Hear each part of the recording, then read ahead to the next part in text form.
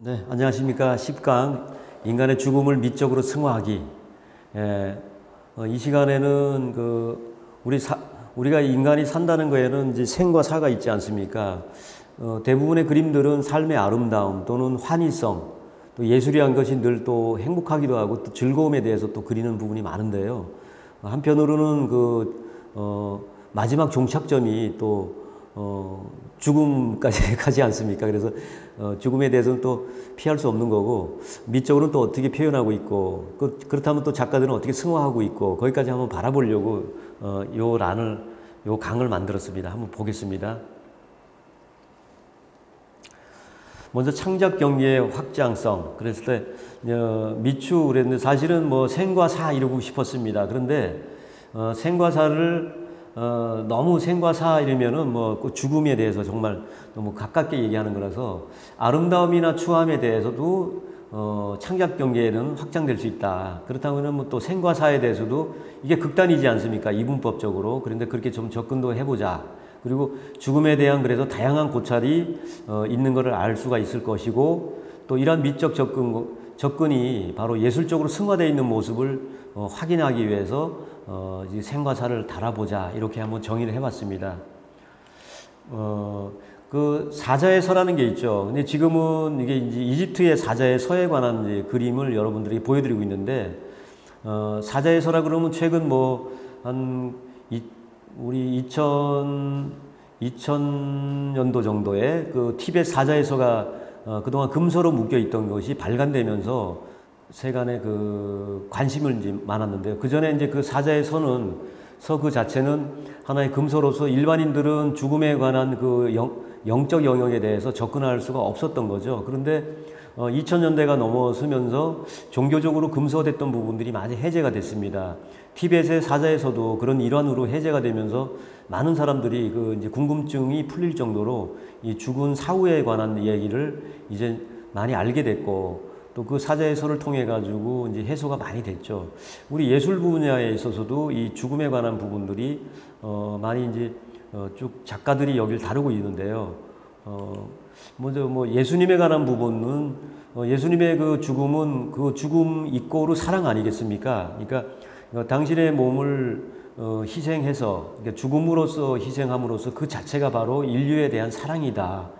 그래서 이 미켈란젤로의 그 피에타는 워낙 유명하고, 지금 성베드로 성당에 이 작품이 지금 있지만은 세계인들은 이 장면, 이 피에타라는 한 장면으로 인해서 많은 파생된 것들이 있습니다. 작품도 여기서 많이 나오고 문학도 나오게 되고, 그 다음에 이 한 장면에 상당히 교육적인 어떤 그 관점이 있어서 이 작품 피에타라는 부분을 우리 청소년들하고도 같이 그 철학적 담론이라든가 논제를 다룰 정도의 그런 이야기거리가 많고 깊이가 있는 그 작품이죠. 바로 이제 이 피에타가 이 죽음이 이꼬르 사랑이라는 것을 다루고 있는 그 장면이죠.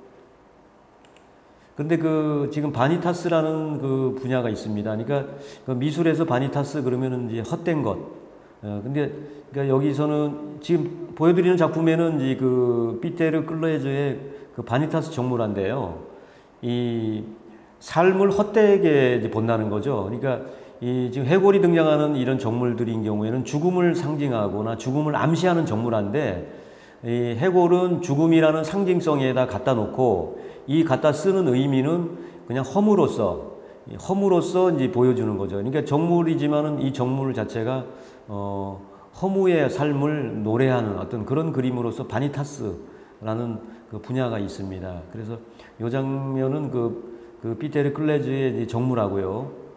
근데 작가들은 이 죽음에 대한 이야기를 풀 때 나름대로 이 처음에는 죽음과 삶, 앞부분에 피에타 얘기하면서 죽음 이꼬르 사랑으로 만드는 거는 예수님은 이제 그렇게 하셨고, 근데 작가들은 다시 점점 철학적 담론으로 넘어가서 이 죽음이라는 것 자체가 이제 우리가 알고 있는 생의 반대편에 있는 죽음이 아니라 다른 차원으로 이제 죽음을 이제 그려내고 있죠. 지금 끌레 같은 경우는 죽음과 불이라는 제목의 작품입니다. 그러니까 죽음은 이제 생과 맞수로서의 그 어떤 개념이 아니라 이제 불로서 뭔가 불은 끌레 작품을 한번 보게 되면은 이 불이 상징하는 거는 여러 가지 불이라는 거는 변화하고 또 불의 모습은 그 형태가 고정되어 있지 않지 않습니까? 어떤 딱 일반화되어 있는 형태감이 있는 것이 아니고 불은 활활 타오를 때 그 형태 자체가 계속 변화하는 형태로 존재하기 때문에 변화를 유도하고 또 그 형태상으로는 에너지가 또 되기도 하고 근데 그 불이 여기서는 끌레 작품에서는 하얀 해골을 지금 뭐 태우는 장면이 될까요? 하얗게 된 거 보면은 뭐 태워서 마치 뭐 화장식을 하듯이 뭐 하얀 뼈가루처럼 보이기도 하는데요.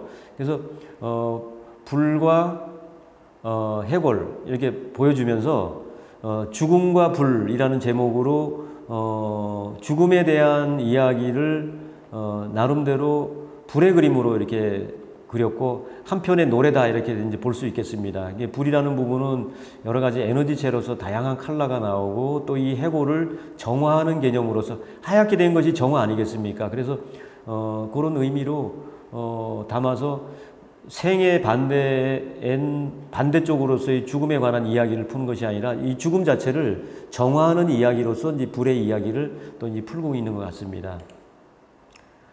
이 작품도 워낙 유명한 작품인데요. 이 대사라는 작품에는 일반적으로 보면은 여기에 고위급에 있는 대사들이 두 사람이 있는 것 같지만은 실제로 이 그림의 큰 주제는 이 죽음에 관한 부분인데요. 이 죽음을 아주 정면성에다가 이렇게 여기가 정면 아닙니까? 맨 가운데가 제일 빅 주제가 큰 주제가 들어오는 자리인데 이 자리를 피하고서도 이 죽음의 상징을 정면성에 놓았습니다. 바로 이 자리입니다. 이 대사에는 여기가 이 해골을 바로 정면 가운데 놨거든요.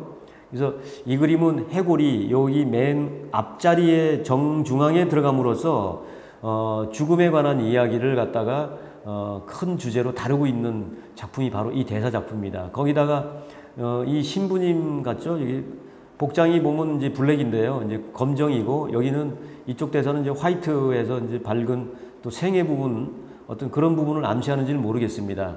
또 여기는 좀 체격이 이제 웅장하신데 이쪽은 또 왜소한 어떤 이런 부분도 있고 그래서 이 작품도 대사 부분에서도 해골을 여기에 비치함으로써 이 그림 자체가 죽음으로 가고 있는 느낌을 주고 있습니다. 더군다나 그렇다면은 이 그림이 사실은 종교적으로 봤을 때 신앙이라든가 종교성을 갖다가 더 구체화시키기 위해 가지고 인생은 죽음이다라는 것을 상징하고 있는 것 같은데요. 바로 이 해골이 가는 지시되는 방향이 이쪽 신부님에게로 가고 그 다음에 이렇게 간 것은 여기에 반사가 돼서 여러 여기 사물들에게 튕겨서 반사가 되게 돼 있습니다.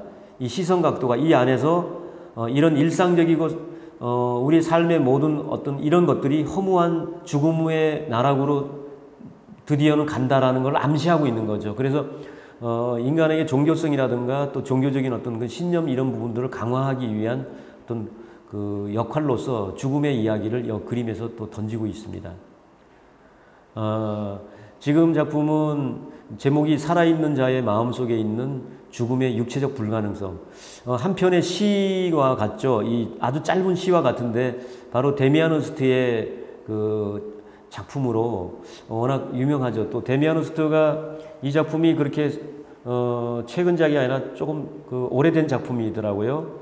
근데 이 작품에 실제로 가서 현장에 가보게 되면은 여기 모타하고 원동기를 달아가지고 이 상어가 입을 벌렸다 닫았다 하고 상어의 아주 괴물과 같은 그리고 마치 살아있는 자를 삼킬 것과 같은 날카롭고 그 괴물과 같은 이를 드러냈다가 닫았다 하는 그렇게 움직이는 여기 키네틱 아트로서의 그 기능이 여기 있습니다. 그리고 꼬리도 계속 헤엄을 치고 있고 이게 모타를 달아가지고 꼬리도 계속 헤엄치고 있고 실제로 죽었지만은 이 수족관 안에서 죽은 것이지만 죽지 않고 영원히 살아있는 모습의 어떤 작품으로서 또 승화를 했죠. 그래서 나름대로 또 데미안 흐스트 같은 경우에 죽음에 대한 부분을 다루면서 실제 생명성은 끊어졌지만 과연 무엇이 생명성인가라는 반문을 던질 수 있도록 이 작품 안에 이제 모터를 달아서 영원히 움직이는 상으로 만들어줬죠.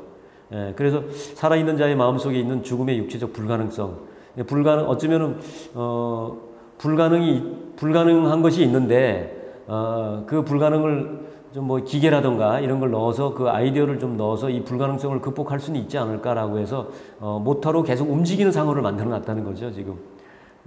그리고 이번 작품은 아주 이 데미안 허스트의 최고의 정말 걸작인데요. 데미안 허스트는 개인적으로 보면은 몸이 상당히 안 좋았다고 합니다. 그래서 늘 그 약을 많이 먹고, 그래서 동그란 알약들이 다 동그랗지 않습니까? 그래서 그 템즈강에 지나가는 그 배도 그 땡땡이 물방울 모양의 디자인들이 바로 데미안 허스트의 그 약을 상징하는 옛날 그 기호이면서 그런 디자인이 됐는데, 지금 그것처럼 그 삶과 죽음에 대해서 늘 끌어안고 살았지만은 이 작품에 와서는 드디어 상당한 그 압축적이고 동양의 어떤 선적 미를 보여주는 함축미가 있습니다. 바로 해골 위에다가 최고의 이 지구상에 가장 그 귀하다고 하는 보석을 다이아몬드를 이게 박아가지고 이 미화를 하죠. 그리고 이 작품은 뭐 상당히 많이 알려져 있는데요. 실제 해골이, 이것은 사람이 살아있을 때 사라졌던 실제 해골이고, 그리고 해골에다가 뭐 대략 한 1600개의 다이아몬드가 박혀 있다고 합니다. 이 감정가가 대략 한 5천만 파운드에 대략하고 1106 한 캐럿 정도가 이렇게 지금 들어갔다고 하네요. 근데 이 작품이 또 시가도 상당히 뭐 어마어마합니다, 지금. 그리고 데미안 허스트는 상당히 많은 그 투자를 여기다가 하고 그만치 이제 이것이 높은 예술적 가치를 또 인정을 받아가지고 이 작품을 만드는 데 있어가지고 큰 공을 들인 만치 인정을 또 받은 부분이 있는 것 같습니다. 아무튼 이 작품을 다시 한번 보자면은 해골 자체에 가장 찬란하고 가장 또 값비싼 이 보석을 박았는데요. 이 데미안 허스트의 삶과 죽음을 노래하는 그 작품 중에 마지막 아주 극찬적인 그 작품이 아닌가 싶습니다.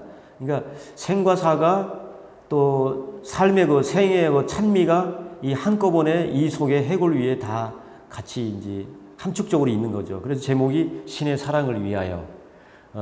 이 작품은 그 이후에 실제로 이 해골 위에다가 이 다이아몬드를 이렇게 박은 것 이외에 영상 촬영을 해가지고 3D 영상 사진 작품까지 이제 출시가 되고 대형 작품으로 이제 뽑게 되는데, 그 이후에 연작들이 굉장히 많은 걸작들이 또 나오게 됩니다. 아무튼 그 데미안 허스트는 생과 죽음과 생에 대한 작품을 많이 다뤘고, 마지막에 그 해골을 통해서 그의 그 아주 큰 일미를 보여주는 작품까지 이렇게 남기게 되었습니다. 오늘 이 시간에는 식강의 죽음에 관한 다양한 고찰을 지금 살펴봤는데요. 마지막에 그 죽음 부분에 대해서 해골을 뭐 불로 태우는 그래서 이제 끌레 같은 경우는 죽음과 불. 그런데 이제 데미안 허스트까지 오게 되면은 죽음과 생의 찬미인 이런 아주 보석과 같은 부분들이 이 해골이 이제 붙어 있는 이런 모습을 해서 신의 사랑을 위하여까지 이 작품이 만들어져서 죽음에 관한 또 삶에 관한 해석이 고전에서부터 현대에 오게 되면은 아주 극단적으로 이렇게 달라집니다. 그래서 현대 미술은 이 다양성이라든가 바로 그게 비판적 재구성이죠. 작가들마다 자기가 새롭게 하거나 아니면 새로운 모습으로 재구성해낸 이런 재미가 있는 것이 바로 또 현대 미술이 아닌가 싶습니다. 네, 식강 죽음에 관한 다양한 고찰 여기서 마치겠습니다.